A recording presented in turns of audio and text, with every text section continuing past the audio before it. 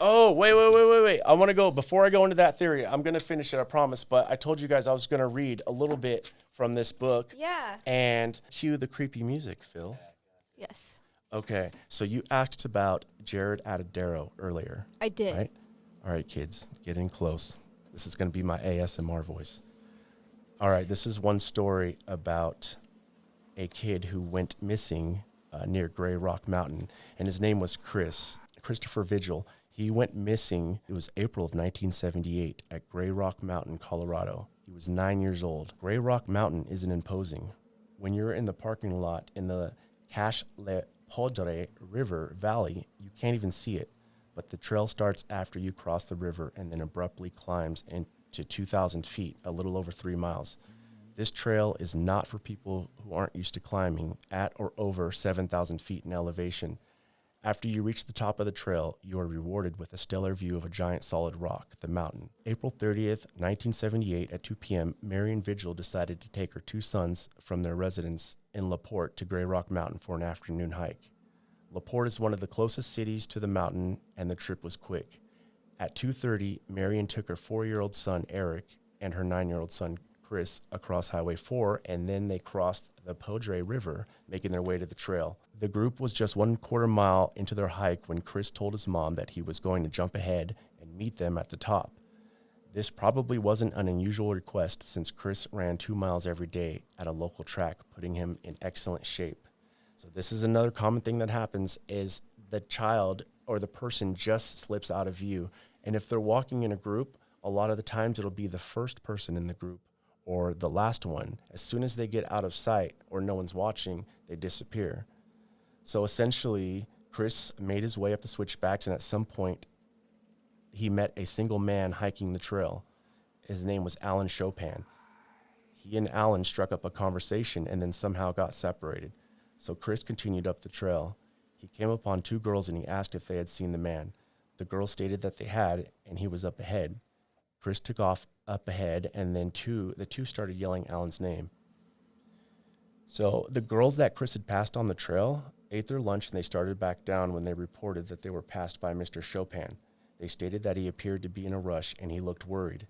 They reached the bottom of the mountain where Chopin met with Marion and assisted in reporting Chris as missing. So Marion and Eric had terminated their climb when they had determined that the trail was too difficult. And they were waiting at the car for Chris. Marion called the Larimer County Sheriff.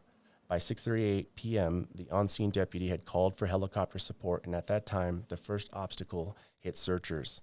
So at this point, he's missing. They called in air support, and the weather turned horrific, like we talked about earlier. It was rain, sleet, and fog. They were still keeping the mountain shrouded, and no air support could be utilized. So the helicopter that they called got sent back because it was no visibility.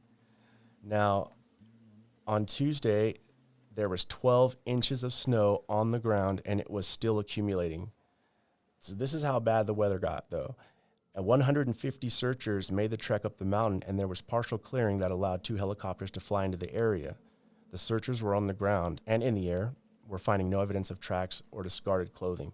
Essentially nothing to show that Chris was on the mountain. So this is one thing that's interesting. When it does snow like that, it almost makes it easier in a way to track someone that's missing because you could see their tracks easily in the snow. But they didn't see any tracks. So essentially they made a request to the governor. He called the National Guard out, and they determined that it was going to cost $50,000 to activate the guard, and the request was denied. This area where Chris actually went missing is the same area. It's right next to where Jared Atadero disappeared on October 2nd, 1999. Whoa.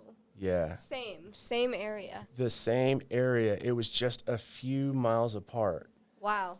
And that's the case that you were asking about earlier, where this dad was walking with Jared, and he was a little, 20 feet ahead. He goes to turn around a corner, and his dad walks, turns the corner, and he's gone just that quick. That one was crazy because he was found several miles away, but one of the things that creeped me out was his clothes were up a tree. And they didn't find him for 2 years. This is actually in the story on the Netflix documentary. It talks about it and interviews the family. I think a couple years later, they found his skull cap up a mountain. What? Yeah. The fuck? They found some of his bones in a skull cap, and they figured, oh, it must have been a mountain lion. But check this out, though. At the same time, when Jared and his family were camping by Gray Rock Mountain, where this other kid, Chris, went missing, there was another family that was in the campsite. So the police came, and they interviewed the family, and they asked them what they saw. I think maybe it was the father said that we saw a bear man, what looked like a bear, walking upright and carrying something up the mountain. And then the FBI came in to investigate the case. So here's what's weird, too, is the FBI doesn't investigate missing person cases. Yeah. So what were they doing there? Yeah, wait, I thought that was like a huge thing that they stay away from. Yeah, they don't. They don't typically do that. They don't, but they've been investigating a lot of these cases. They show up at the crime scene, and the only thing that I can think of is, once again, the government knows what's going on. They've been keeping tabs on this for however many years. So back to Chris, though, he was never found. 34 years after Chris Vigil vanished, Larimar detectives made contact with Marion, I think his mom, and took DNA swabs to enter into a national database of missing people. To this date, Chris has never been found.